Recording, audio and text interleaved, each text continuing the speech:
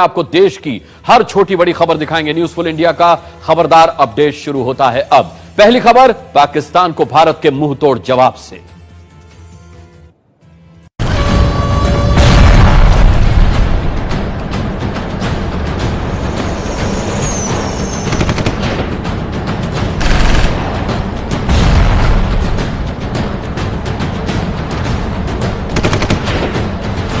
देश पर सबसे बड़े हमले के आक्रोश में सुलग रहे देश ने सरकार के सामने करो या मरो के हालात पैदा कर दिए हैं। सरकार युद्ध नहीं कर सकती, ये सब समझते हैं, लेकिन पाकिस्तान को मुंह तोड़ जवाब दिया जाए, ये सब चाहते हैं। सरकार ने मुंह तोड़ जवाब देना शुरू कर दिया है।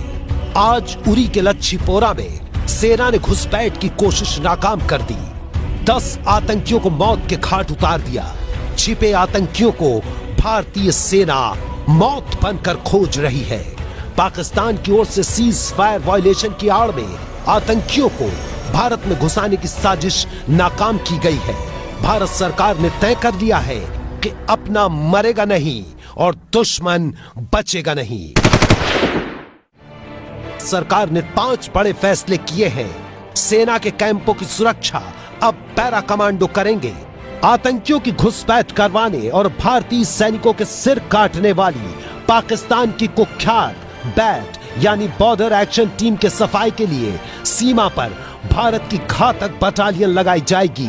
सीमा पर निगरानी के लिए अतिरिक्त फोर्सेस की तैनाती होगी। पूरी पाकिस्तानी सीमा की निगरानी के लिए ड्रोन और सैटेलाइट इमेजरी का इस्तेमाल किया जाएगा।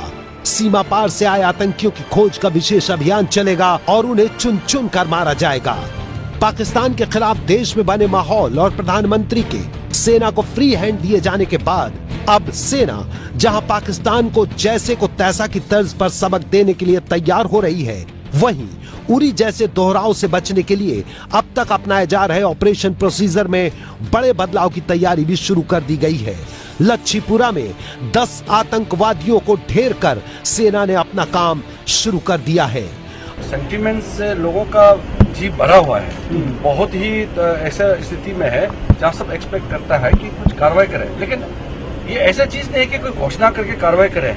इसको आराम से पूरा मसले को समझ करके सरकार का कदम उठाएंगे, लेकिन उसको बयानबाजी दे करके और घोषणा करके कार्रवाई नहीं किया जाता है। आज सुबह राजनाथ सिंह, NSA अजित डोवल और विदेश मंत्री सुषमा स्वराज सहित अन्य अहम अधिकारियों ने पाकिस्तान को घेरने के कूटनीतिक प्लान को भी तैयार किया है।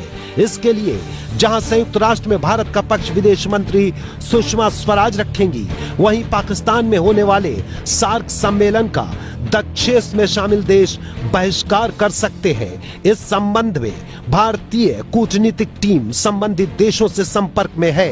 सूत्रों के मुताबिक भारत की इस पहल पर अफगानिस्तान, नेपाल और बांग्लादेश की तरफ से सकारात्मक जवाब आया है। Decision to be taken on the matter, then there will be high-level consultations between us. But we are prepared to cooperate with India, whatever you choose to take. नई दिल्ली से राजकिशोर के साथ राजन सिंह की रिपोर्ट। नवाज शरीफ को मार डाले, मानता नहीं है कि पाल के रखा है आतंकवाद। हमला बोलो हमला, पाकिस्तान पे बोलो हमला, जवाब देना होगा। पाकिस्तान को सबक सिखाना है। वहाँ देश नाम का वक्त है, कोई काम का नहीं। हम यही चाहते हैं कि सरकार को इसके खिलाफ कोई कार्रवाई करे। हमला बोलो हमला, पाकिस्तान पे बोलो हमला। लड़के को हमारे हवाले करो, हम भी उसे ऐसे मारेंगे जैसे हमारी लड़की को मारे। पूरा देश गुस्से में उबल रहा है। होश में आ जाओ पाकिस्तान, निचोड़ लेंगे तुम्हारी खाक। आज नारी जाति बाहर निकली है। मोदी जी आप क्यों नहीं बोल रहे हैं? अब बोलिए। चलिए इस खबर से जुड़ी अब तक की बड़ी बातें क्या कुछ हैं ये भी बता देते हैं आपको। सबसे पहली बड़ी बात यह है कि रक्षा मंत्री ने इस पूरे मामले पर सेना से रिपोर्ट मांगी है।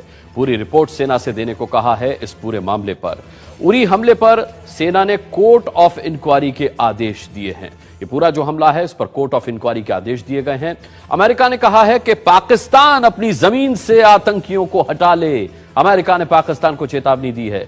उरी में शहीद हुए जवानों का अंतिम संस्कार इस बीच किया गया। जो जवान शहीद हुए थे उनका अंतिम संस्कार हुआ है। और भारत में होने वाले कबड्डी वर्ल्ड कप से पाकिस्तान बाहर कर दिया गया है। पाकिस्तान को बाहर कर दिया गया है कबड्डी वर्ल्ड कप से। चलिए आगे बढ़ते हैं। इसी खबर से जुड़ी अगली खबर, आतंक के खिलाफ लड़ाई में पाकिस्तान पर मोदी के वार का देश इंतजार कर रहा है। लेकिन क्या इस इंतजार ने मोदी के खिलाफ जनता का भरोसा घटा दिया है? प्यू रिसर्च सेंटर का ताजा सर्वे आया है जिसमें कुछ बड़े दावे किए गए हैं। हालांकि यह सर्वे अप्रैल से मई के बीच का है और कल जारी किया गया है। प्यू रिसर्च सेंटर के ताजा सर्वे के नतीजे कहते हैं प्रधानमंत्री नरेंद्र मोदी की लोकप्रियता अब भी देश में 81% है। 10 में से 8 लोग मानते हैं कि अर्थव्यवस्था बेहतर हुई। 65% लोगों के मुताबिक देश की दशा और दिशा सही जा रही है। 68% लोग कहते हैं कि पिछले 10 साल के मुकाबले दुनिया में भारत की छवि और दमदार हुई है। जब सर्वे में नरेंद्र मोदी और उनकी पार्टी को लेकर सवाल हुआ तो बीजेपी के पक्ष में 80% लोगों ने अपनी राय रखी। लेकिन जब कांग्रेस के बारे में राय जानी गई तो यह आंकड़ा 67% ही निकला।